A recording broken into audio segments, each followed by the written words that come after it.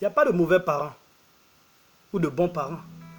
Il n'y a pas de mauvais enseignants ou de bons. Il n'y a pas de bons leaders ou de mauvais leaders. Il y a juste des personnes qui ont un impact faible et d'autres qui ont un impact plus fort. Certains qui ont un impact positif, certains qui ont un impact négatif sur les autres. Salut, soyez les bienvenus. Nous allons avoir de l'impact ensemble. Je pense que développer sa capacité à avoir de l'impact sur les autres pourrait faire toute la différence dans votre vie. Ici, je vous donne peut-être 5 points.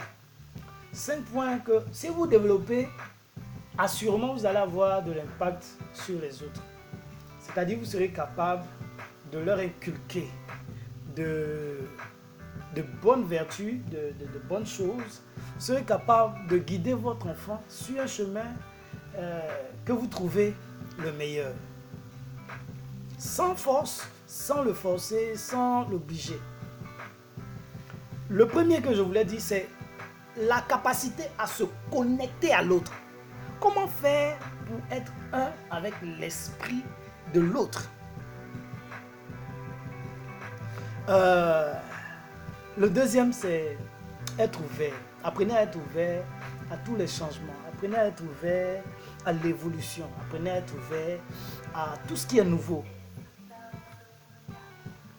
Troisième, développer un courage. Parce qu'il faut du courage pour avoir de l'impact.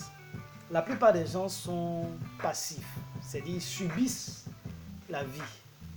Mais ceux qui ont de l'impact sont ceux qui sont actifs, qui agissent, qui font des choses. Quatrième, c'est apprenez à l'autre à être éveillé. Spirituellement, personnellement, socialement, plutôt que d'agir à travers des réactions punitives.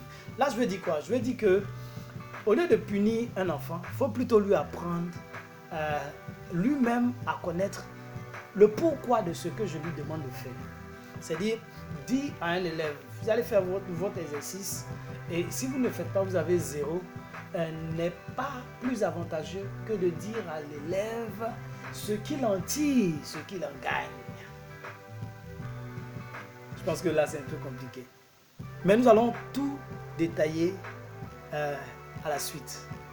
Le dernier point, c'est apprenez à gérer vos frustrations, votre colère et vos émotions en général.